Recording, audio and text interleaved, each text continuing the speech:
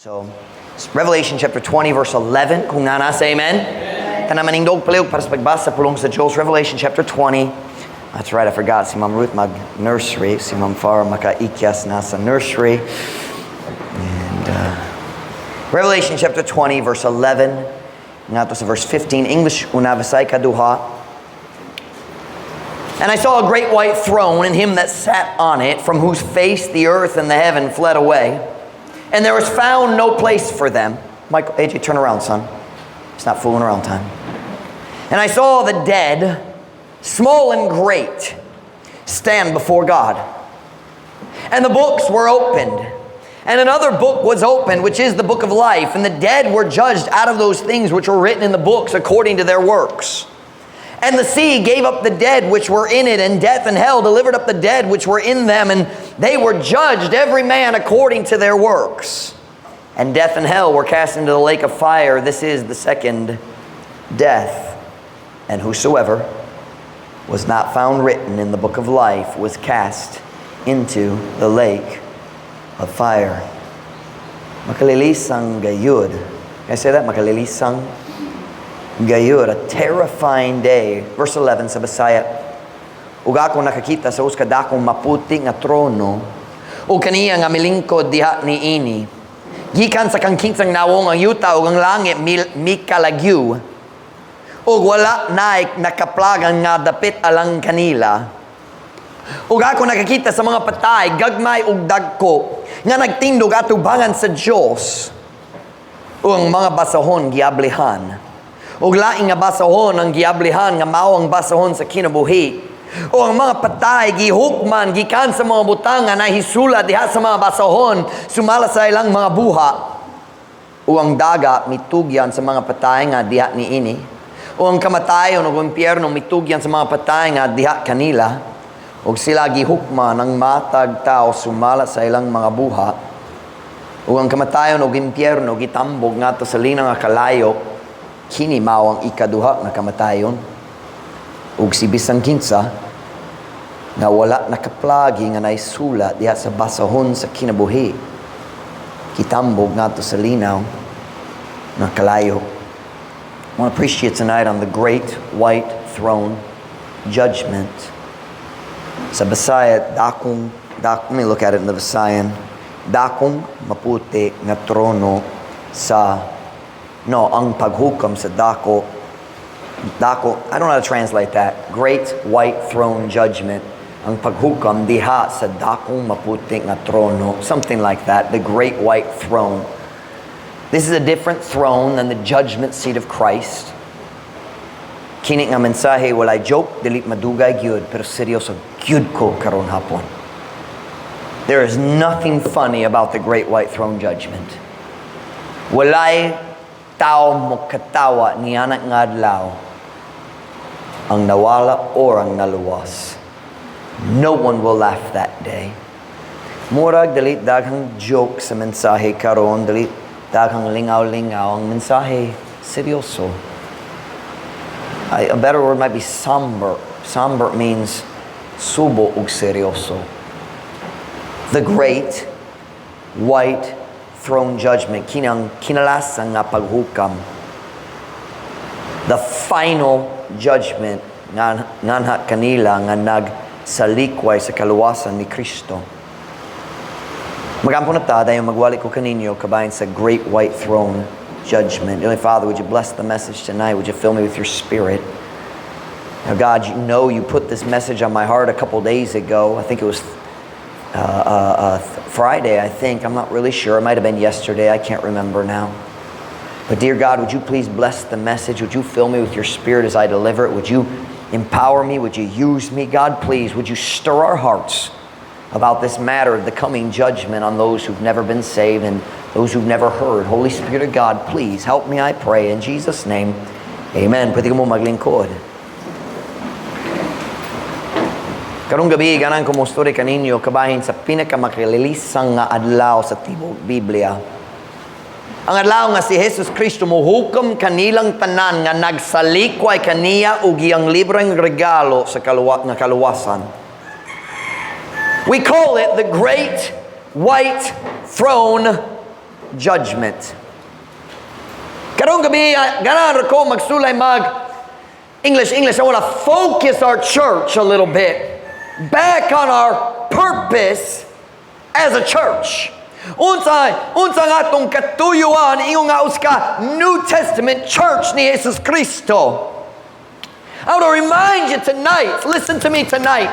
Ganan ko magpainumdam ninyo karong gabi nga atong pinakaunang katuyuan mao ang pag-share sa gospel ni Jesus Kristo sa tanang tao sa kalibutan. That is our number one purpose. Kaya ang mga tao kinahanglan maluwas. Matthew 28 verse 19 and 20. Si Kristo naging, go ye therefore and teach all nations, baptizing them in the name of the Father and of the Son and of the Holy Ghost, teaching them to observe all things whatsoever I have commanded you, and lo, I am with you always, even unto the end of the world. Amen. Busa pangadto kamo og tuloy ang tanan mga nasod nga magabaptismo kanila sa ngalan sa Amahan ug sa Anak ug sa Balang nga Espiritu, nga magatudlo kanila sa pagtuman sa tanang mga butang bisan unsa nga akong gisugo kaninyo, ug tanawa ako uban kaninyo sa kanunay bisan hangtod sa katapusan sa kalibutan. Amen. Tonight we're talking about the great white throne judgment.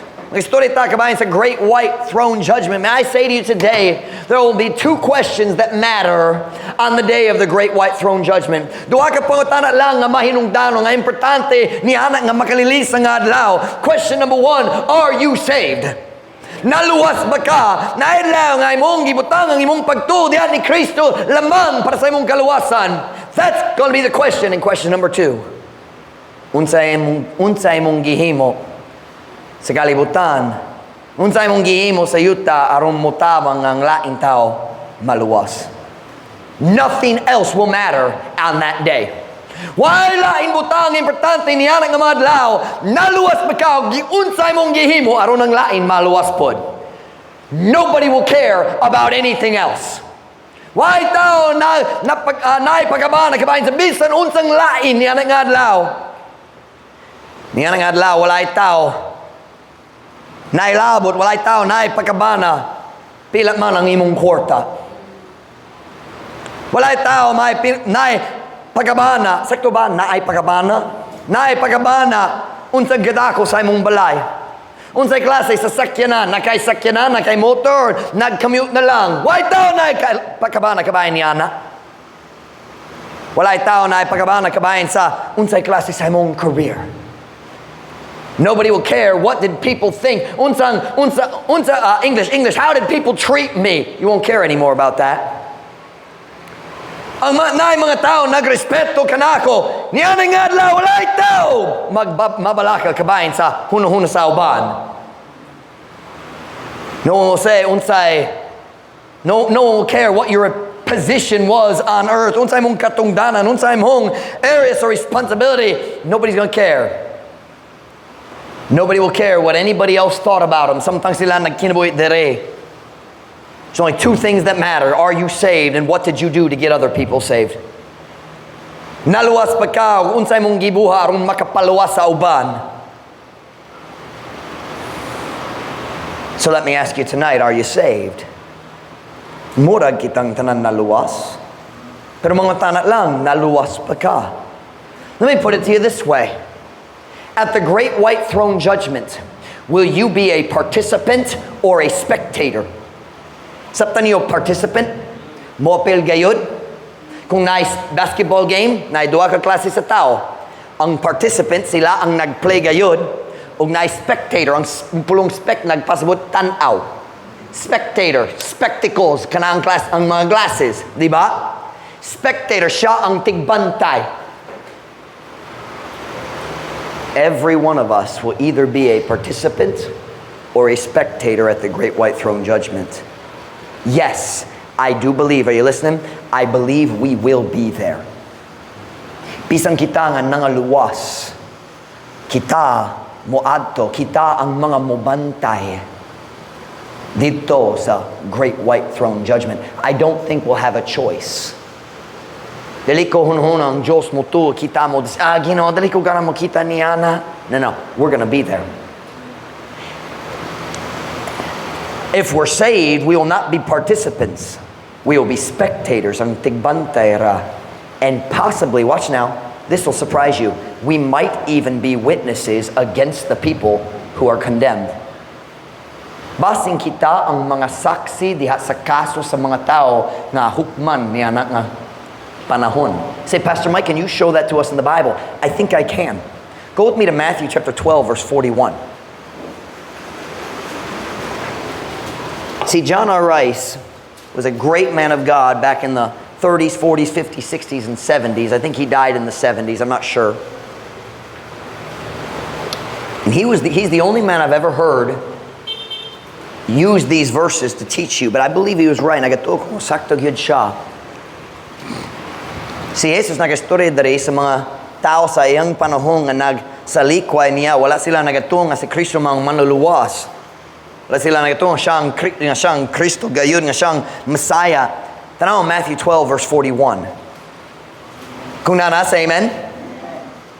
The men of Nineveh shall rise in judgment with this generation, and shall condemn it, because they repented at the preaching of Jonas, and behold, a greater than Jonas is here. The queen of the south shall rise up in judgment of this generation. The queen of the south, that's the queen of, I lost it, Sheba. Was that Beth? Thank you. The queen of Sheba, nakabista ni Solomon, you remember that? The queen of the south shall rise up in judgment of this generation, shall condemn it, for she came from the uttermost parts of the earth to hear the wisdom of Solomon, and behold, a greater than Solomon is here. Isaiah, ang mga tao sa Nineveh, mubangon diha sa paghukam, uban ni ini nga kaliwatan, ug muhukom sa pagsilo ni ini, tungod kay sila naghinulso sa pagwali ni Jonas, ug tanawa, ang usang nga labaw pa ni Jonas, ania dinhi. Ang rayna sa habagatan, mubangon diha sa paghukam, uban ni ini nga kaliwatan, ug muhukom sa pagsilo ni ini kay siya mianhi gikan sa kinatumyang mga bahin sa kalibutan aron sa pagpaminaw sa kaalam ni Solomon, ug tanawa ang nga labaw pa ni Solomon ania dinhi. I believe it's possible that not only will we be spectators, but we may be called to be witnesses. Sama na mga saksi motingdog atubangan sa maghuhukam sa kaso diri sa Pilipinas, and they'll be asked questions. I believe that may happen. That verse looks like it, doesn't it? But either way, I do believe we will be spectators. Bisan kita nga naluwas na, nagatuki ko nga kita ang mubantay samtang ang mga dautan sa kalibutan nga nagsalikway ni Kristo mahukman para sa ilang sala o ipadala sa impyerno. Which leads me back to my second question. Question number 1 is, are you saved? Number 2 is, what are you doing so other people can be saved? Because on that day, that is all that will matter. Why lain nga importante niya na iladlaw? Ang tanani mong court, ang tanani mong kauswag, ang tanani mong pasikat, di salon sa nga nadari sa kalibutan, why pulos niya ng adlaw? So unsay mong gibuhat karon aron makatabang sa uban nga maluwas. Nagatuko niya nga adlaw sa great white throne judgment, kita mobantay. Samtang ang mga tao nga nailhan na to, mutindog atubangan niya nga trono.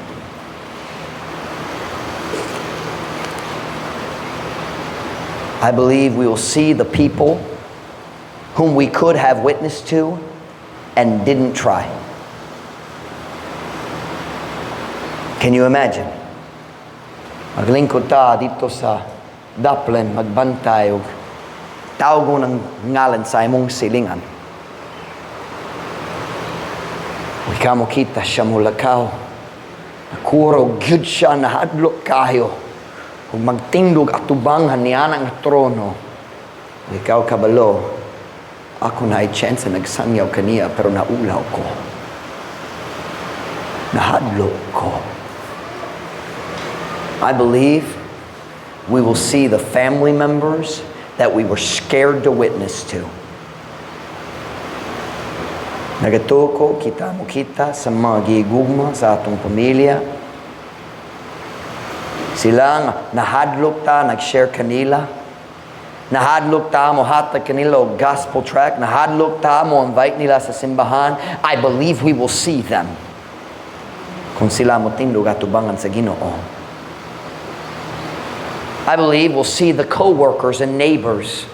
Ang mga tao, kita huna-huna kanunay, oh, kinahanglan pa ko magsangyaw kaniya. Kinahanglan pa, pero wala pa chance. Kinahanglan pa. We'll see them. We'll see them. I believe we'll see those who we could have witnessed to, but we convinced ourselves, sobra ka busy ko. Na daghang time dito sa langit, pero ulahin na.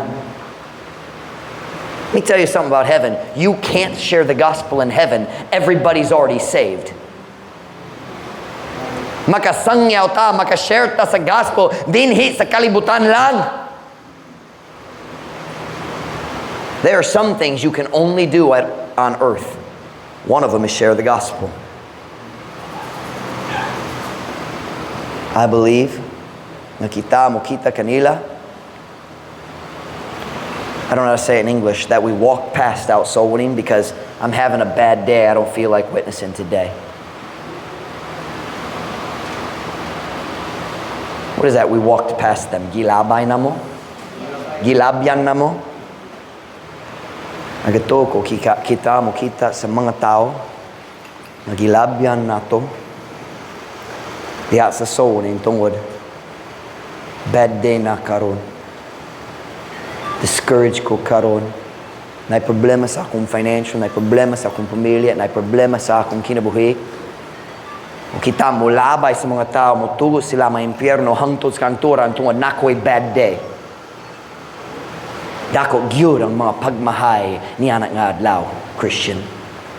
Are you listening to me tonight?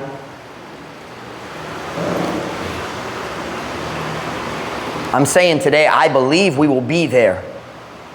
Dili mga participants, spectators man, o basin mga saksi. I wonder kung naay panahon ng tao tagadapitan modul diri sa atubangan. Kung ang Diyos mo tawag sa ngalan sa soul winner, panaglitan. Tawagon si J.D. de Guzman. Uy, naku sir. Magsaksi ka diri. Mga siya diri. Magsasala diri, nagsalikoy ni Kristo. Kung I believe in heaven, perfecto nagyura akong memory. Mahinumdum ta sa mga details, mahinumdum gayud. O si Kristo mga tana. JD, kaila ka niya? Oh, nahinumdum ko nahinumdum ko kaniya. Asa ka nagkaila niya? Uska Sabado, nagsangyaw mi, nagsori-sori mi, nagsawoni diha sayang area. Nagdul ko kaniya, nagsulay, naghatag niya og track. Ugon siyang gitubag, iyang gisulti, iyang gitubag na ko, Katolik og yud ko, di ko kinahanglan niya na. Si Jesus mga tana. So, imong gihatag kaniya og chance nga maluwas, di ba? O nagsulay kung nagsangyaw niya. O dili siya ganan maminaw. Oh. Nakay chance. Ikaw nagsalikway sa imong kaugalingon chance. I believe that might happen. Luoy gyud. Pero mas mayo gayud. Nga gitawag ka nga magsaksi o kika magsuli nagsulay kung nagsangyaw, mas mayo gayud ka na kaysa maglingkod dito naghunahuna na ko'y chance pero wala ko nagsulay.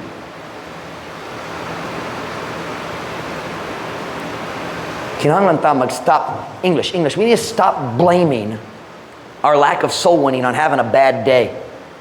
Well, I'm discouraged today. Oh, so the whole world has to go to hell because you're having a bad day. By the way, soul winning is one of the best ways to help you have a better day. Tonight, I just want to talk to you about the great white throne judgment. No points, no whiteboard. Magsule kumudali. Revelation 20, verse 11. Let's just look at it. Revelation chapter 20, verse 11.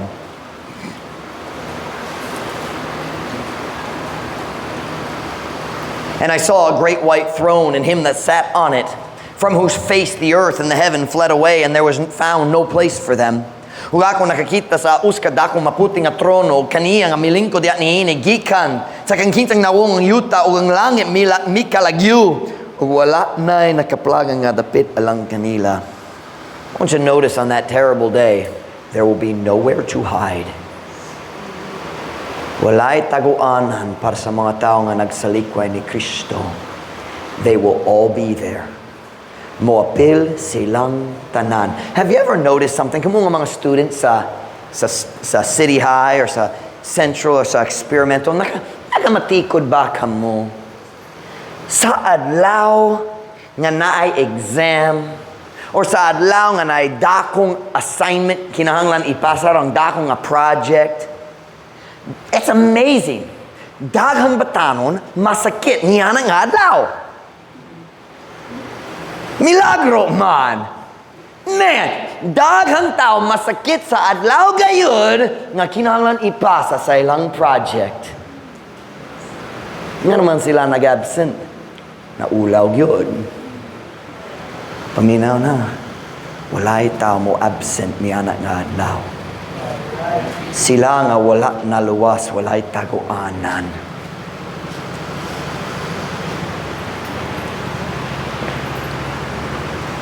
Look at verse 12 with me.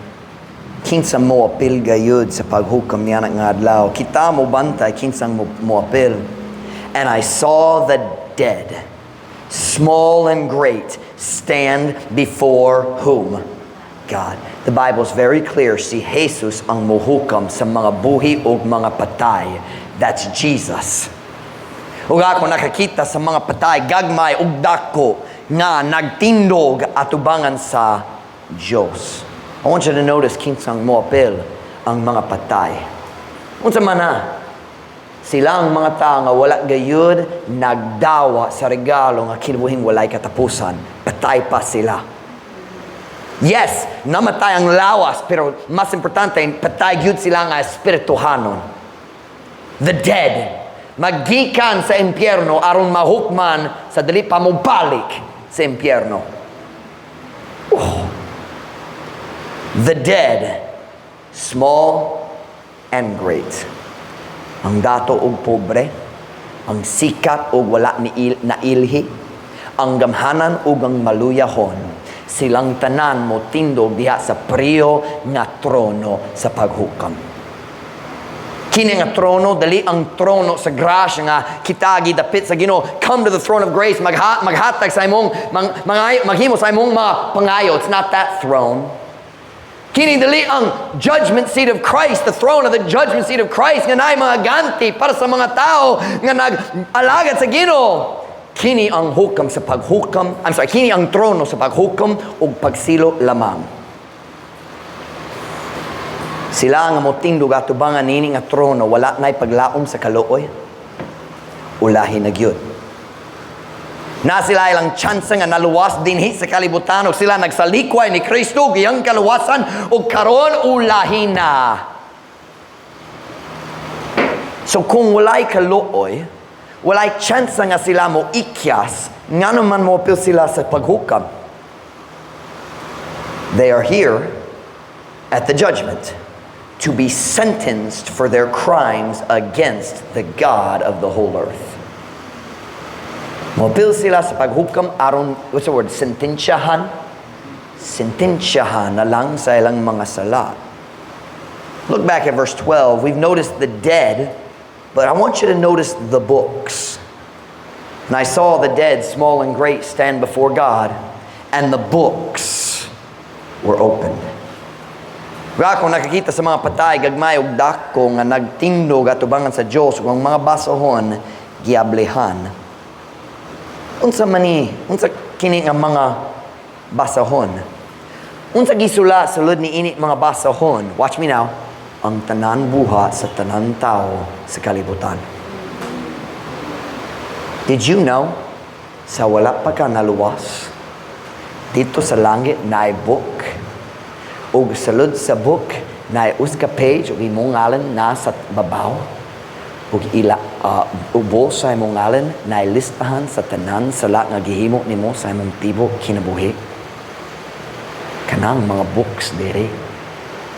Because the Bible says they were judged according to their works. Sila nahukman sumala sa ilang mga sala. And before you were saved, your sins were listed. Pero sa diha nga ikaw nagbutang sa imong pagtuo ni Jesus Kristo, siya naghinlo na sa tanan sala gikan sa imong record o nag-transfer sa pagkamatarong ni Kristo ngadto sa imong record. O karon kung mag-abri sa book mo lantaw siya sa imong ngalan o ubo sa imong ngalan nagsulti matarong siya sama ni Kristo. That is justification. Gipadayag sa Ginoo nga matarong na dili tungod sa imong buhat pero tungod sa imong pagtuo ni Kristo. Salamat sa Ginoo para sa dugo that we remembered earlier tonight. Ang dugo ni Kristo. Let's read it. 1 John 1:7. 1 John 1:7. Some people can be confused by this verse. I'm not going to try to explain it all right now. It's not talking about if we get saved and live right. But let's just look at it. 1 John 1:7. 1 John 1:7. AJ, that's the third time. Why do you think it's okay to play in church?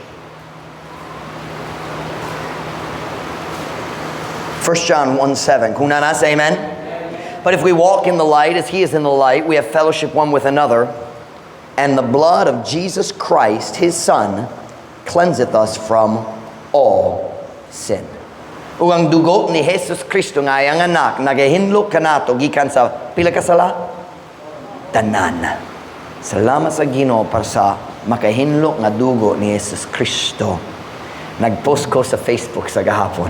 Basing nakita ninyo, basing wala. Nag-post ko sa Facebook. Are you listening? Kung ikaw maka-Google search sa record sa langit, mag-Google search ka, sala ni Pastor Mike. Kabalo kaon sa result na mobalik ikan sa record sa langit, no results found. I am justified. Gone, gone, gone, gone. Yes, my sins are gone. Pero, ni nga makalilis nga adlaw ang mga basahon abrihan. Og silang tanang nga nagsalikway ni Jesus, hukman gayud sila para sa matag sala sa ilang kinabuhi. Look at verse 12 once again. And I saw the dead, small and great. We're in Revelation 20, verse 12. And I saw the dead, small and great, stand before God. And the books were open. Another book was open, which is the book of life. And the dead were judged out of those things which were written in the books, according to their works. So ang mga patay gihukman gikan sa mga butang nga nahisulat diha sa mga basahon sumala sa ilang mga buhat. So I have a question. Kung silang tanan padulong sa preo nga lugar sa linaw nga kalayo, ngano man kinahanglan pagahukman sila? Watch now. I believe the Bible teaches that some people will face a greater punishment in hell than others. Nagatuo ko na mga tao nga mas dako ang ilang pagantos kaysa uban. Are you listening to me tonight?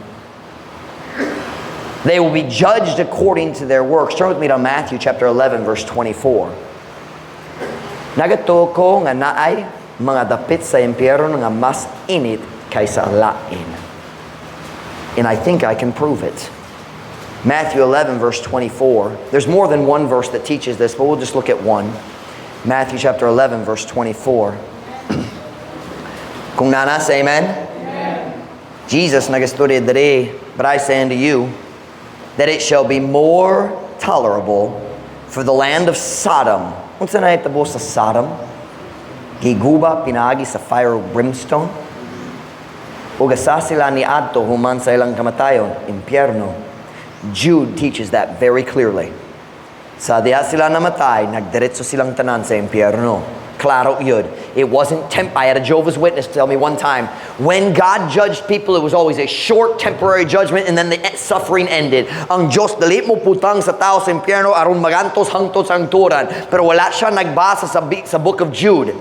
Because I told him, I said, tanawa ang Sodom and Gomorrah. Kung wala ka nagato, ang Diyos mo hukam gayud sa sala. And he said, pero temporaryo lang ka na. Pero sa Jude, the Bible says, suffering the eternal vengeance of fire.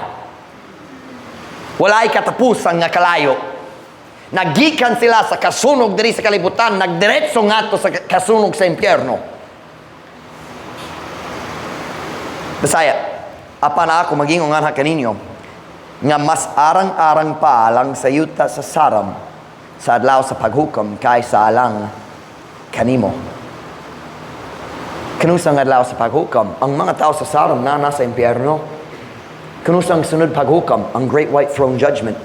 Mugawas sila, mutingluga atubangan sa Ginoo o mas mayo para nila kaysa mga tao diri nga nakakita ni Jesus ug nagsalikway niya. That's what he says. More tolerable. Something tolerable means kaya nako. Can anybody handle hell? No, but there's no other way to say it. Some people's hell will be hotter. That's why there's a great white throne judgment. Let's read the last three verses, verse 13, 14, and 15. And the sea gave up the dead which were in it, and death and hell delivered up the dead which were in them, and they were judged every man according to their works. And death and hell were cast into the lake of fire. This is the second death. And whosoever was not found written in the book of life was cast into the lake of fire. Ug si bisan kinsa nga wala nakaplaging na isula diha sa basahon sa kinabuhi, gitambog ngadto sa linaw nga kalayo. Sila nga wala gayud na luwas, sila nga nagsalikway ni Jesus Kristo gayang regalo nga kinabuhi walay katapusan. Gitambog sila ngadto sa linaw ang kalayo. Wa unsa may tabo sunod. Tanaw, go with me to Revelation 14:11. Pagkauman nga ang tao ibutang sa linaw nga kalayo human sa great white throne judgment, unsay sunod? Revelation 14:11. Revelation 14:11. Kung nana, say amen. And the smoke of their torment ascendeth up forever and ever. And they have no rest day nor night who worship the beast and his image, and whosoever receiveth the mark of his name. O ang aso sa ilang pagantos nagautbo hangtod sa kahangturan. Ug sila'y walay pahulay sa adlaw ni sa gabi kinsa misimba sa mapintas nga mananap ug sa iyang larawan ug bisan kinsa nga nagadawa sa marka sa iyang ngalan. Siyempre kini nakastorya kabayan sa tao sa tribulation, pero pilpurang tanan tao nga moadto sa impyerno. The smoke of their torment ascendeth up forever and ever. Pastor Mike, kung ang tao mahukman diha sa great white throne judgment ug itambog ngadto sa linaw nga kalayo, unsa pa kadugay mabilin siya didto hangtod sa kahangturan. Walay pahulay, walay pag-ikyas, walay paglapon. So let me ask you, naluwas pa ka? Oh, Pastor Mike, kaming tanan naluwas. Okay. So unsa atong buhaton aron ang laing tao maluwas? Sakto ba ang atong mga prioridad? It's so easy to get distracted. Kung bugat na atong mga problema, daghang problema na battles and struggles and trying to take care of family and so many things, dalit ta kayo malimot ta sa mga butang nga pinaka-importante. Ang tao kinahanglan maluwas. Nga naman dalit ta mo hatag sa tracks sa tanan tao. Bisan asa nga kita mo adto, I'll tell you the reason. We've forgotten about hell. Nalimot gayud ta kabayan sa great white throne judgment. I'll tell you why we're scared to share the gospel with people we love. We've forgotten about hell.